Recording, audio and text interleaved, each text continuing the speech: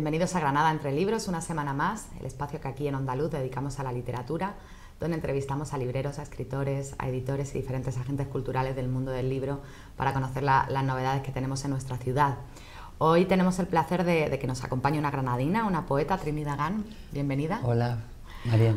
Bueno, estamos de enhorabuena. Has recibido no hace mucho el premio de poesía Generación del 27 con tu nuevo poemario El tiempo es un león de montaña. Unos versos de Raymond Carver te inspiraron a la hora de titular el poemario, en el que tratas de explicar qué es el tiempo para el ser humano y la fugacidad de este. ¿Qué es para ti el tiempo?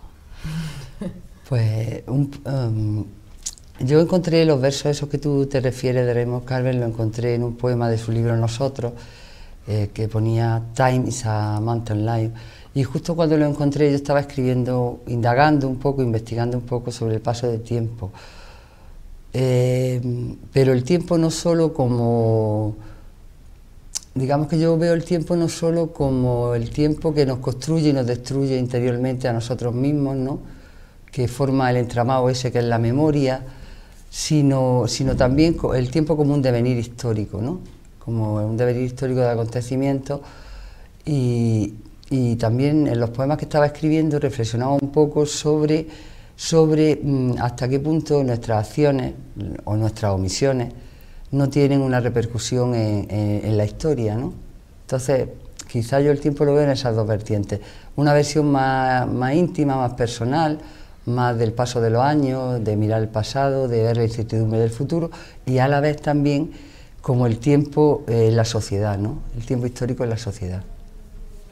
Bueno, Luis Antonio de Villena, Benjamín Prado, Carlos Pardo, Aurora Luque, Álvaro Salvador, Eduardo Chirino, Jiménez Millán, Manuel Vila o Piedad Bonet son solo algunos de los últimos galardonados con el Premio Internacional de Poesía Generación del 27. Si sumas esta nómina al hecho de que se han presentado 129 poemarios de todo el mundo, imagino que la alegría es doble, ¿no? Yo estoy muy contenta con el premio, un premio que yo nunca hubiera soñado, ¿no?, aunque me presenté un poco me presenté animada por algunos amigos que habían leído el libro. Recuerdo, por ejemplo, a Juan Carlos Rodríguez, al querido maestro Juan Carlos Rodríguez, que había leído el libro y que me animó a presentarme.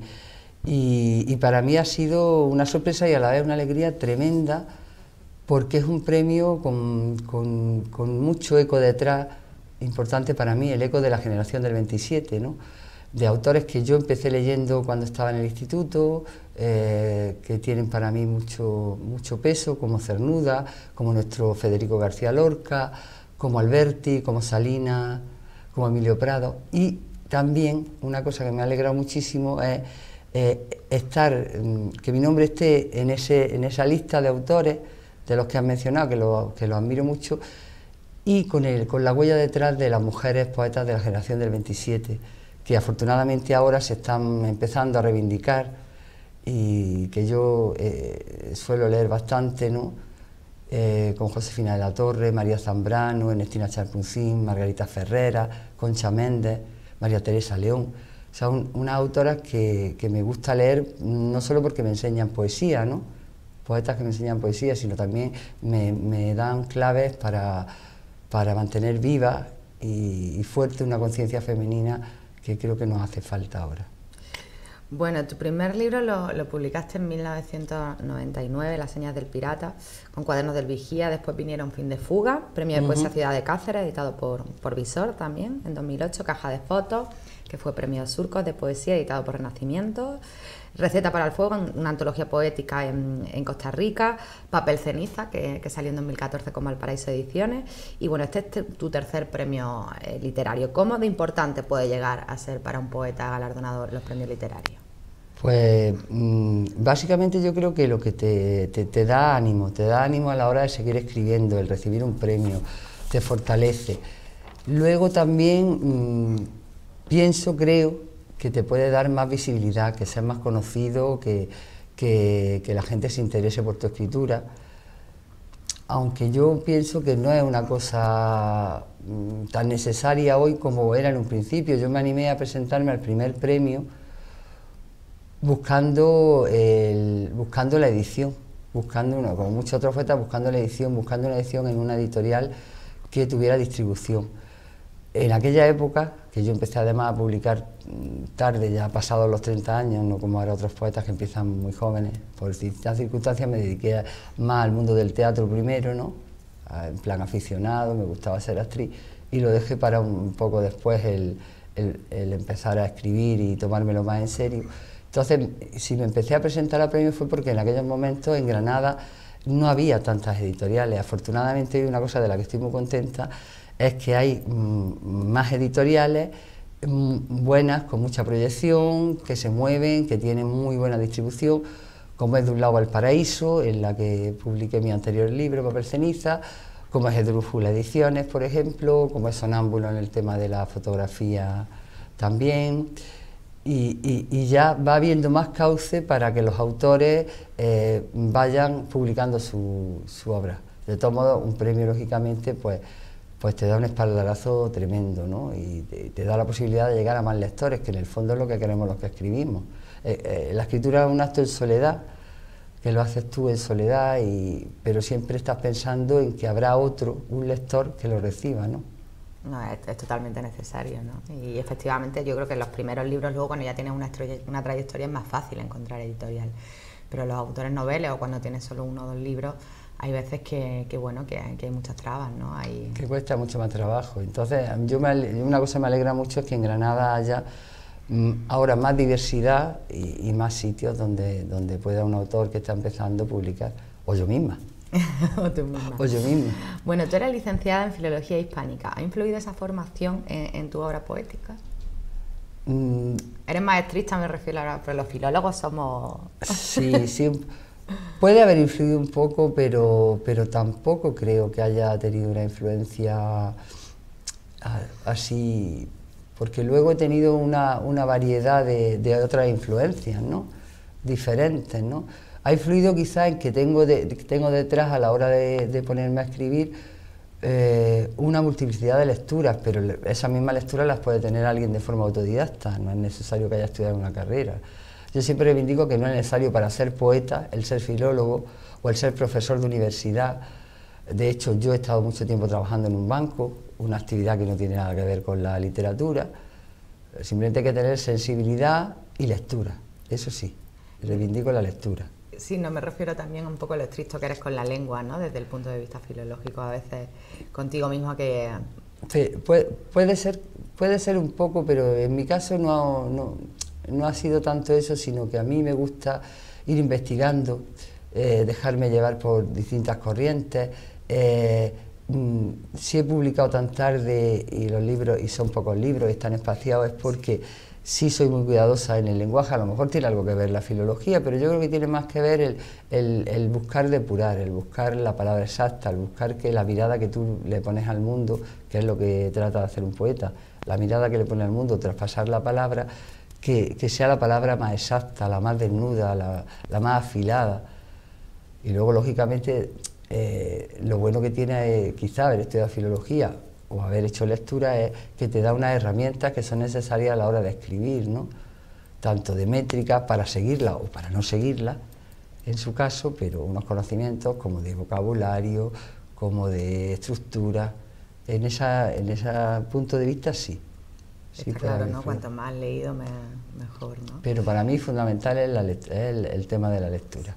Bueno, hablando de lecturas, ¿qué lecturas, qué poetas, qué corrientes poéticas te han influido a lo largo de tu trayectoria, que me imagino que han podido ir cambiando? Han ido cambiando, ¿no? Muchísimo, porque yo soy una lectora muy ecléctica.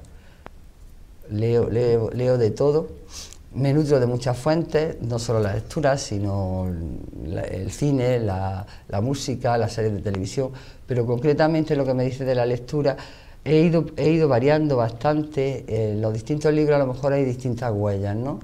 Quizá en mis primeras obras, en Caja de Fotos o en La Seña del Pirata, La Plaqué, estaba más cercana a la huella de la otra sentimentalidad, de la poesía de la experiencia, que aunque es una huella que sigue apareciendo, pero ahí está Javier Egea, por ejemplo, que para mí es un poeta fundamental. Está la huella de Luis García Montero, Ángeles Mora, que es una de mis maestras preferidas, ¿no? Ángeles Mora está también. Están mis lecturas primeras de la generación del 27, Cernuda, es otro poeta que está en esos libros que me ha acompañado. Y luego ya en Fin de Fuga,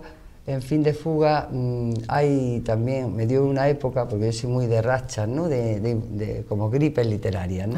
Me dio una época por Baudelaire, por Las Flores del Mal, y en Fin de Fuga hay peso de la cosa baudelariana, bastante.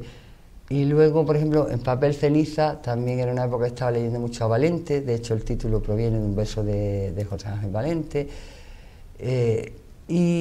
Y en este libro pues hay ecos de poetas de la generación del 27 de un lado, de Raymond Carver, de poesía norteamericana que me interesa mucho Malestran, por ejemplo, Piedad Bonet es otra de mi influencias.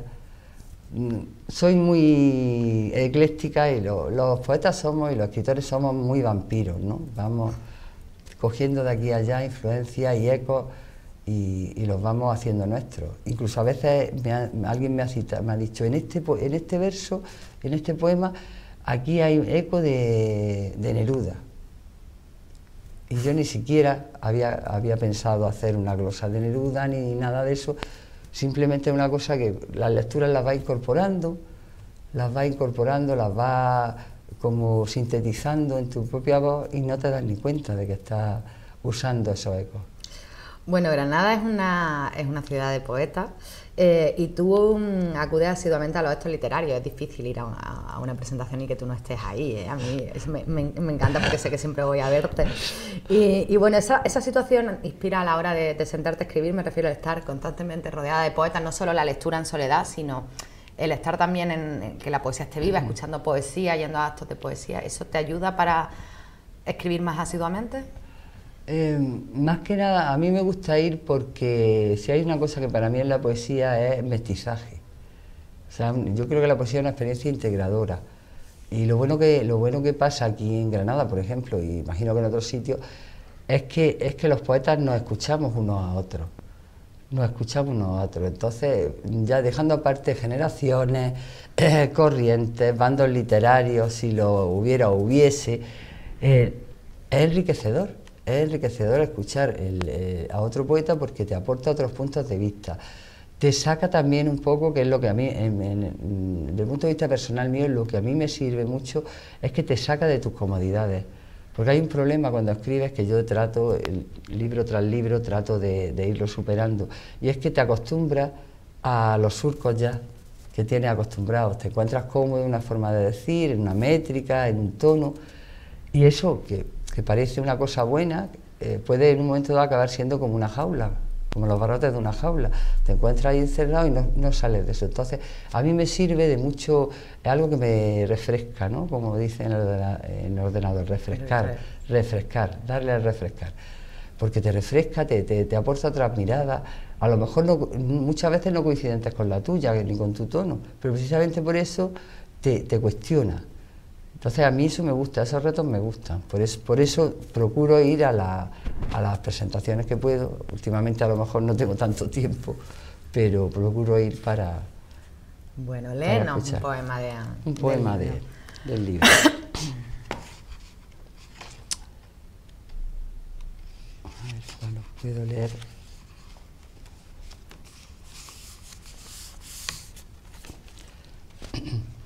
Os voy a leer un poema de la primera parte, que es la parte, digamos, de poesía más social o de conciencia más social del libro. La primera parte se llama Noticia del león en las ciudades.